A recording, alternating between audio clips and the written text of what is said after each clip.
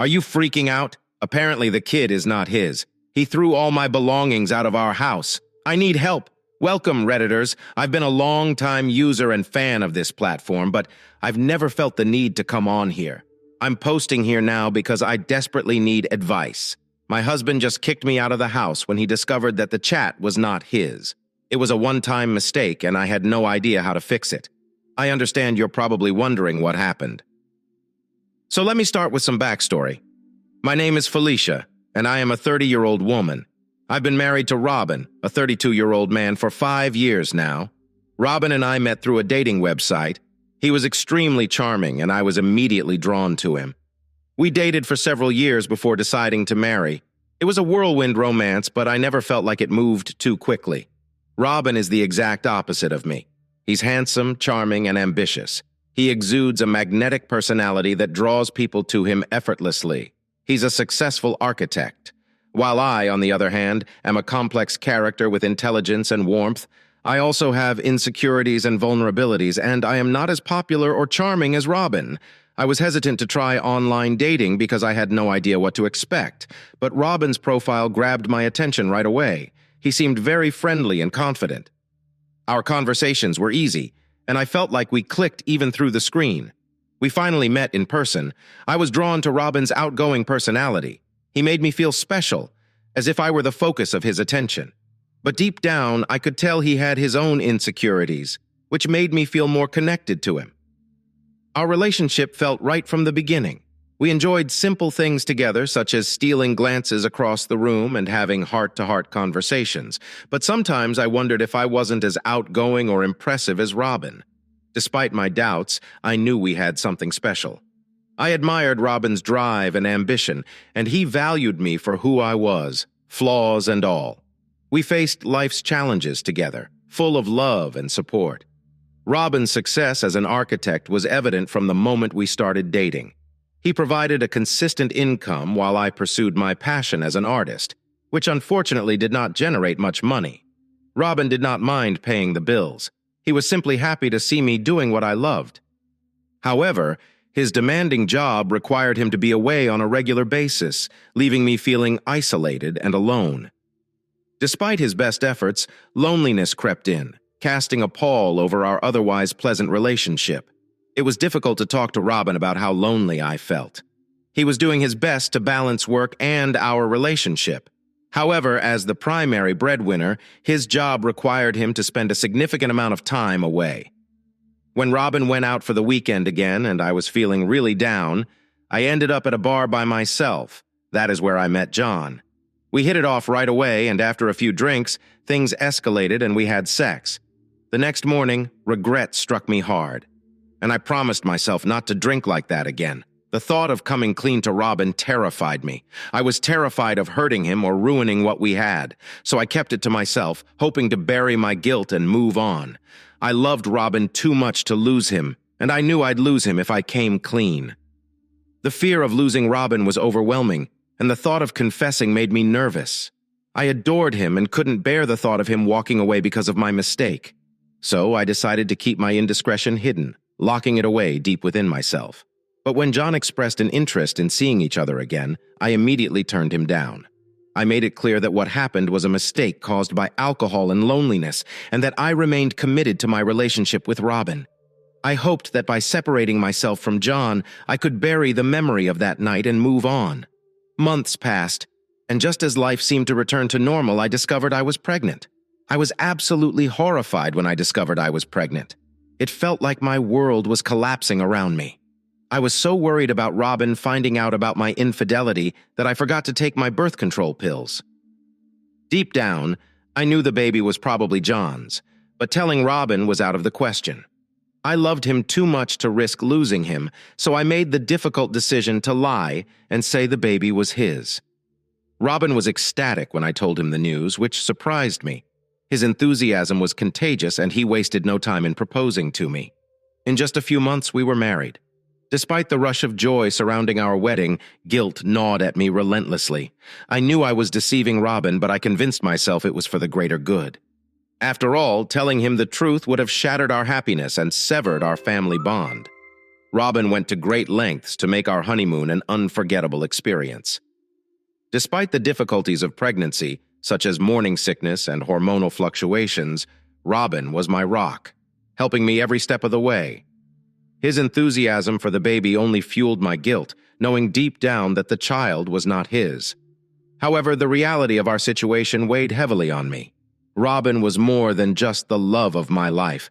He was my lifeline. He supported us financially, and without him, I would struggle to make ends meet. The thought of losing him was unbearable, so I put my guilt aside and focused on preserving our marriage.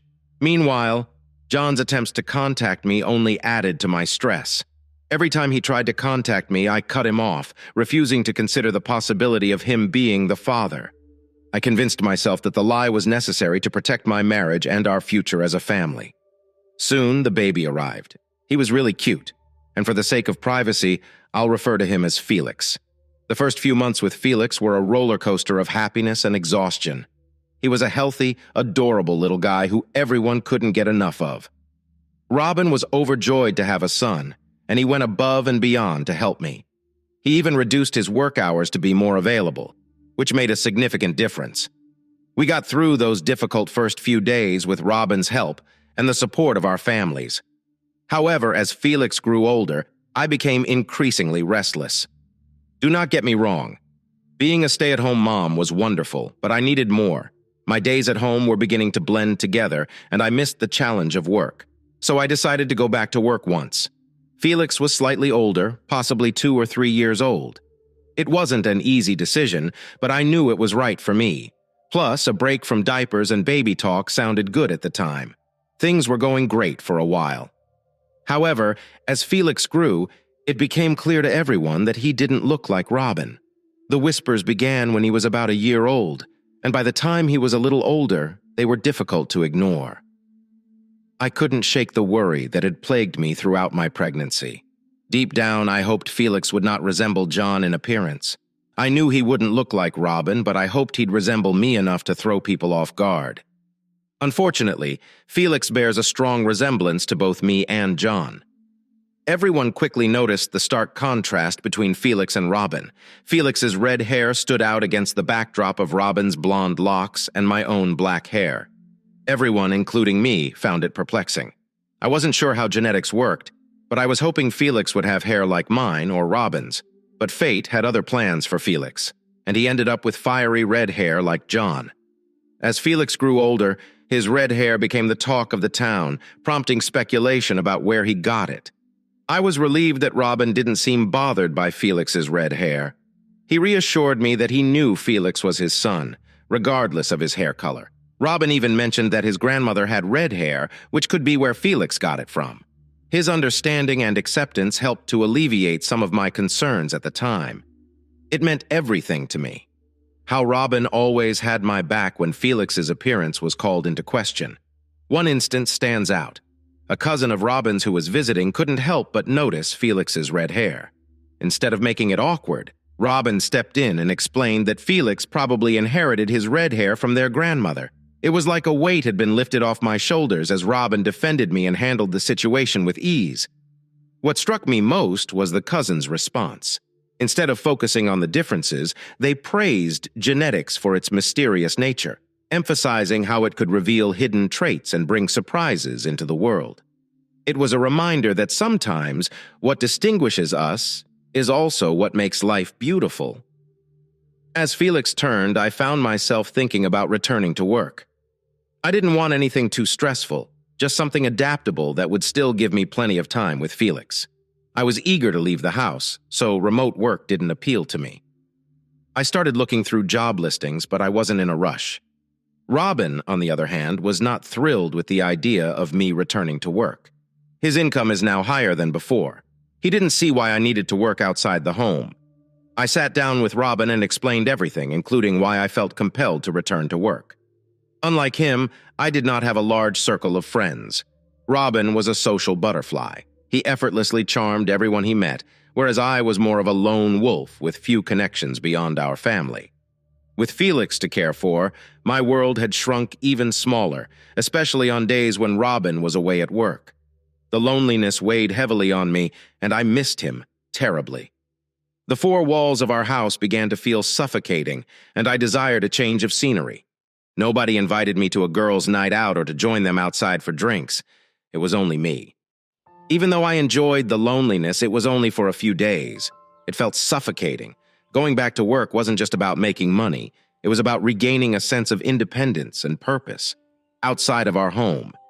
It was a way for me to break free from the isolation and monotony of motherhood and feel like I was making a difference in the world beyond our family. Robin agreed and even apologized for the loneliness I had been experiencing. He sincerely apologized and assured me that he was doing his best. I told him there was no need to apologize because, truthfully, I felt sorry too.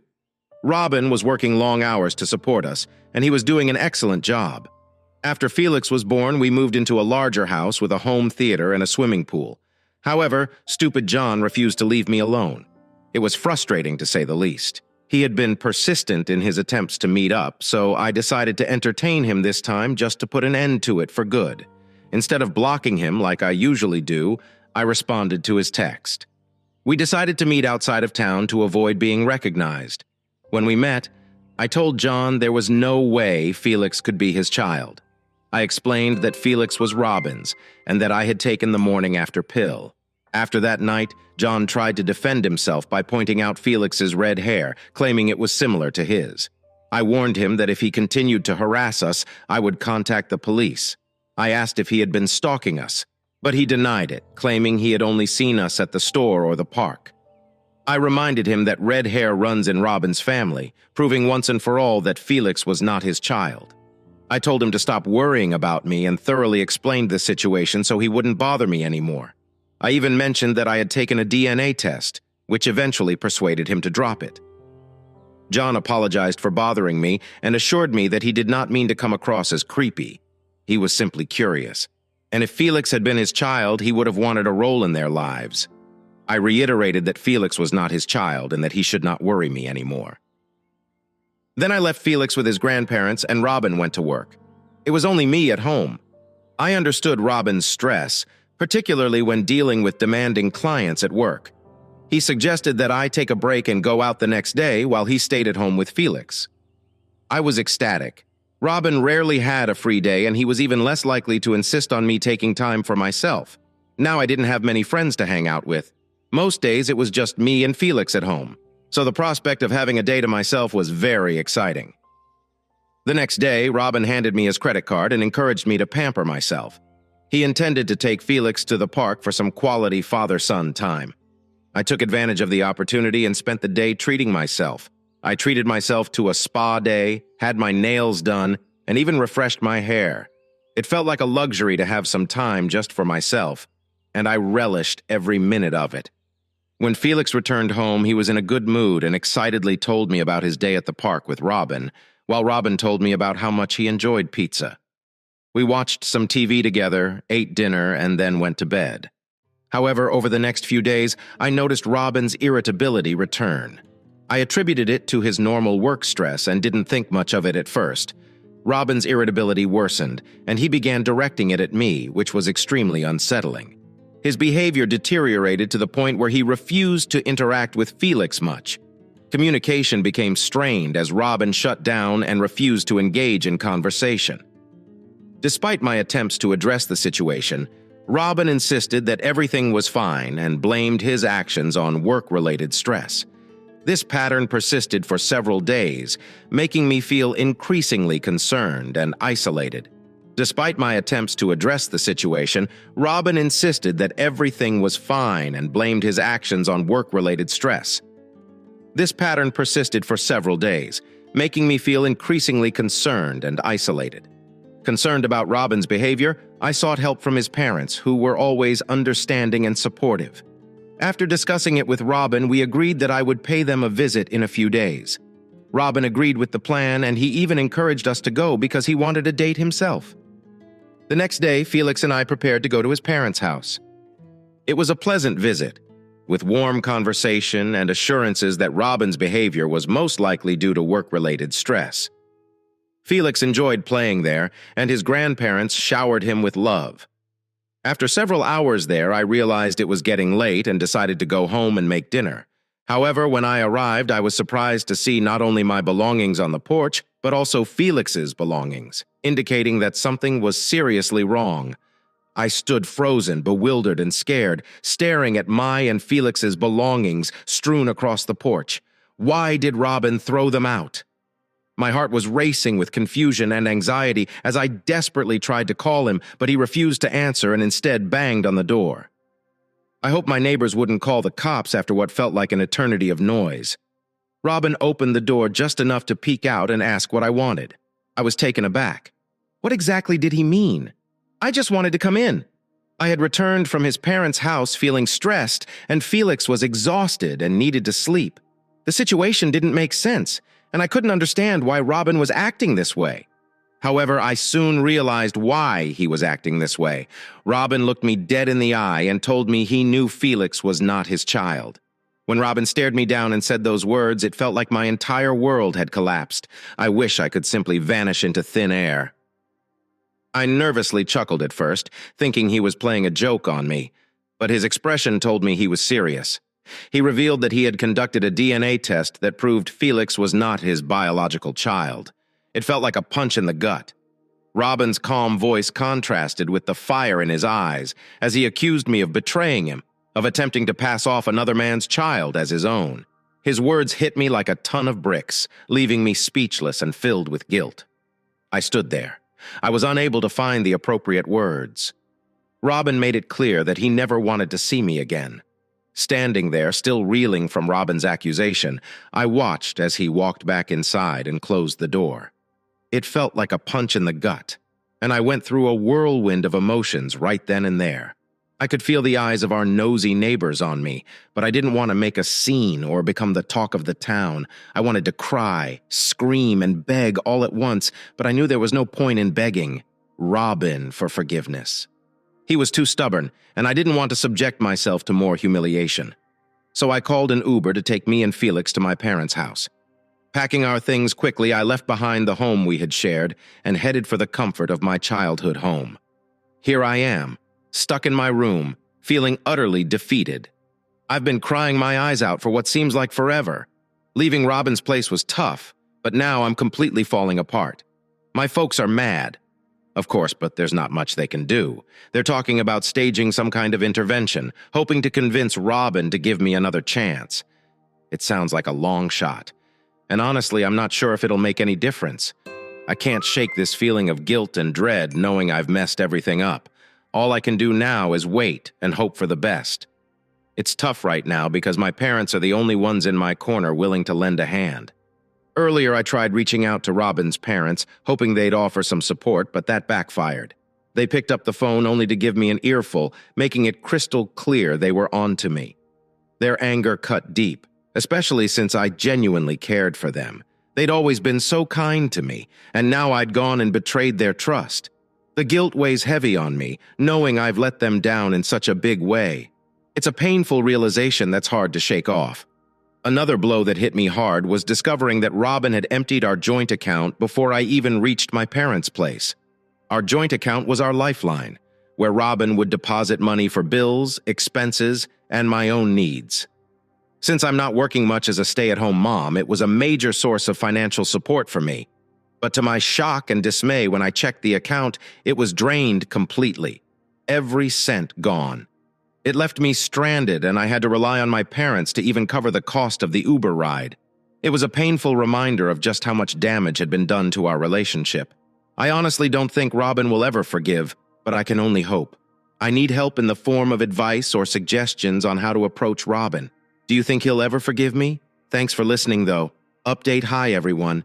I know it's been a while since I last posted, and I honestly didn't expect to be back here.